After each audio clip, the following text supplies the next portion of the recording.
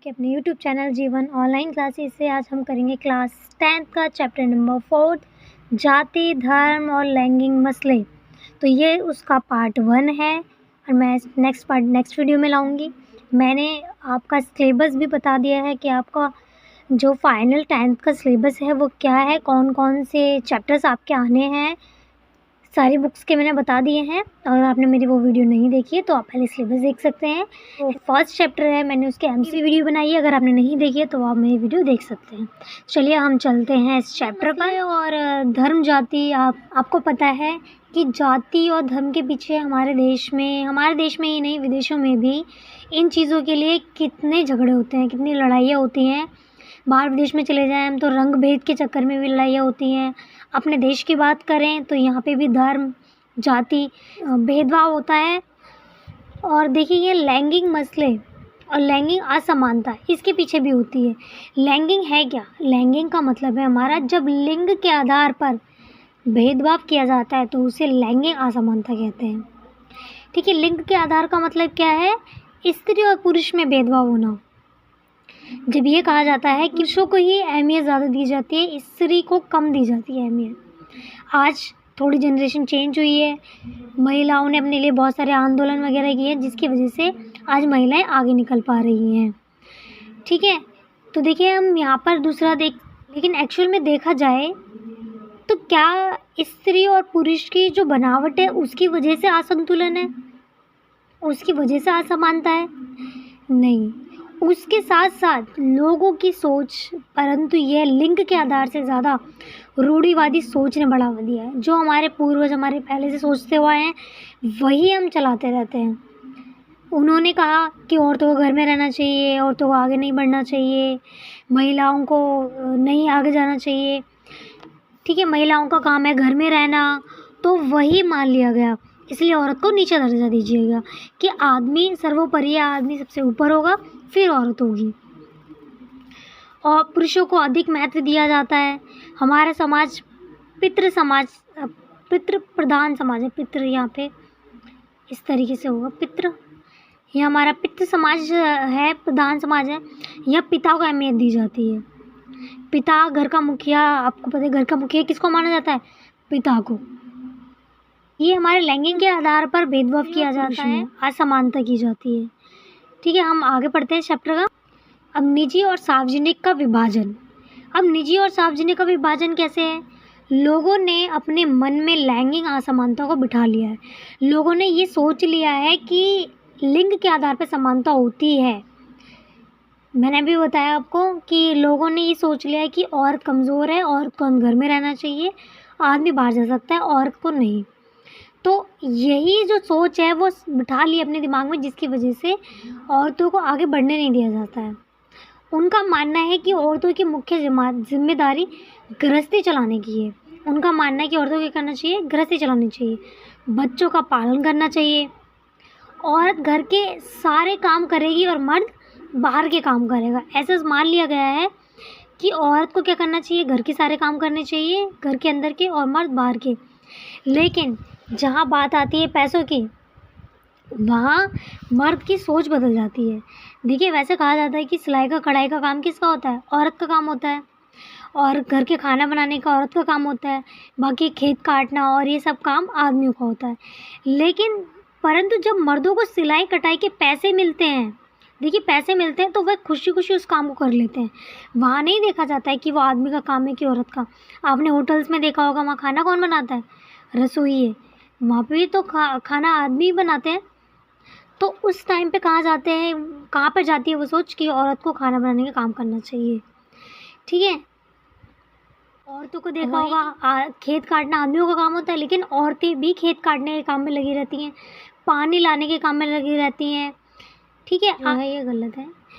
आज मध्यवर्गीय है यहाँ पे। ठीक है, मध्यवर्गीय, जो मध्यवर्गीय औरतें हैं वो आज मध्यवर्गीय स्त्री जो है आज दफ्तर जा रही हैं। आपने देखो ऑफिस भी जा रही हैं आज औरतें। ठीक है, परंतु उनके काम को मूल्यवान नहीं माना जाता। देखिए, यहाँ औरतों का काम बोला गया है घर में रहने का, गृहस्थी के काम करने का, लेकिन फिर भी वो खेत काटने जा रही हैं। आदमियों को बाहर के काम बोले हैं, लेकिन फिर वो सिलाई कर रहे हैं। और खाना बना रहे हैं,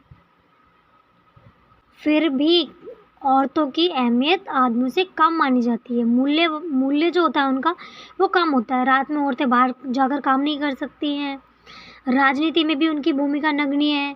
पहले तो ना के ही बराबर थी, अब तब भी उनको थोड़ा-सा उनको आरक्षण दिया गया है कि इतनी सीटों पर उनका हिस्सा होगा ही होगा औरतों का।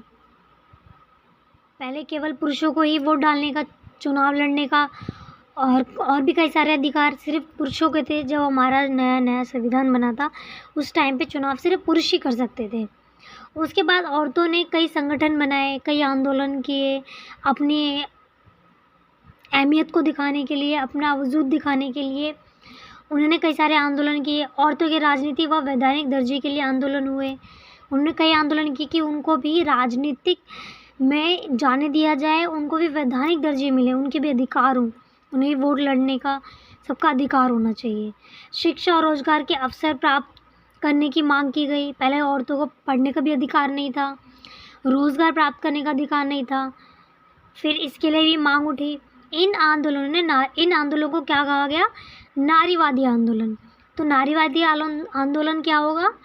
जब औरतों ने अपने हक के लिए आंदोलन किए, चाहे वो शिक्षा को लेकर हो, रोजगार को लेकर हो, या राजनीति को या वैधानिक दर्जे को पाने के लिए हो, चुनाव लड़ने के लिए हो, वोट डालने के लिए हो, तो ऐसे आंदोलनों को क्या कहा गया?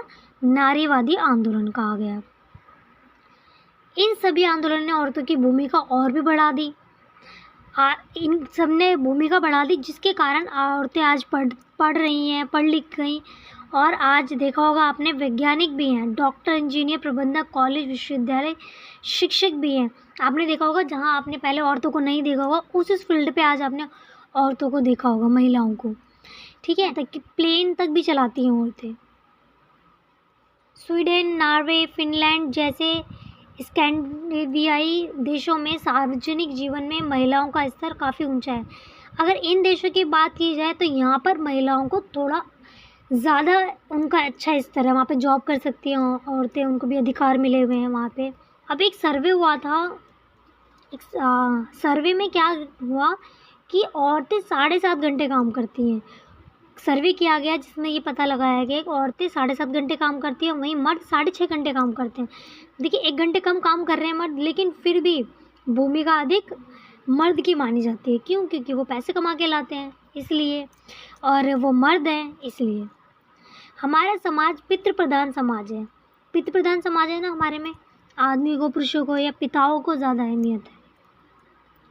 महिलाओं के साथ भेदभाव, अगर आप महिलाओं के साथ कैसे भेदभाव होता है? महिलाओं में साक्षरता 54% है और पुरुषों में 76%। देखिए यहाँ साक्षरता में भी कितना फ़र्क है। महिलाओं को सिर्फ इतनी महिलाओं को पढ़ाया जाता है और यहाँ पे इतने पुरुषों को पढ़ाया जाता है।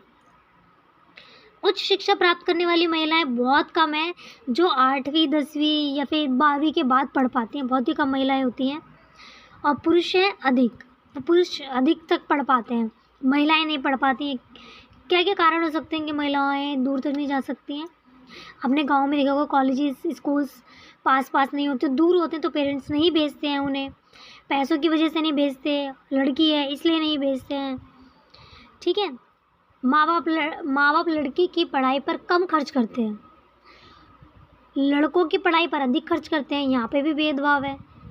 खर्चा कहाँ पे करते हैं? लड़कों की पढ़ाई पे। सोचते हैं शादी कर देंगे, इसकी दहेज मिलेगा इससे तो पढ़ाई वसूल हो जाएगी, लेकिन लड़की को तो दहेज देना पड़ेगा ना, दहेज भी दें फिर उसकी पढ़ाई भी करवाएं। तो इसीलिए वो क्या करते हैं, उनको नहीं पढ़ाते हैं ज़्यादा। लड़कों के यहाँ तक कि समान काम के लिए भी मजदूरी पुरुषों से कम दी जाती है। काम एक जैसा होगा, फिर भी महिलाओं को मजदूरी जो है पुरुषों से कम दी जाती है। इसके लिए आपने फ़िलहाल में देखा होगा कि एक आंदोलन भी हुआ था। इसके लिए औरतों ने मांग की थी कि जब हमारे काम समान है तो हमारी सैलरी कम क्यों है? सैलरी भी तो समान होनी चाहिए ना, मजदूरी समान मिलनी चाहिए। आपने कहीं देखा हो, कहीं जाके पूछना अपने आसपास, या कोई भी औरत काम कर रही हो और मर्द भी, तो आदमियों से देखा होगा उनकी सैलरी ज़्यादा होगी और औरतों की सैलरी कम होगी सेम काम के लिए। ठीक है, तो इसके लिए भी आंदोलन हुए।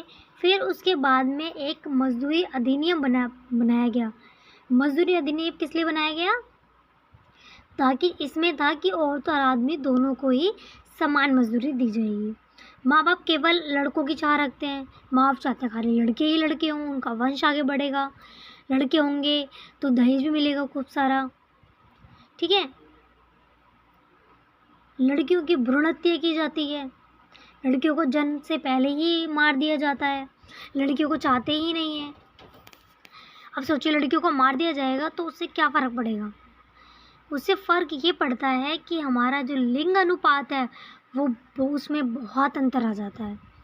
प्रति 1000 लड़कों पर लड़कियों की संख्या 933 लड़कियां हैं। अब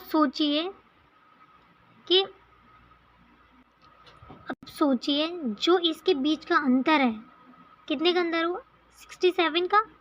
अब जो 67 ये इतने लड़के हैं, इन लड़कों के लिए लड़कियां कहाँ से आएंगी?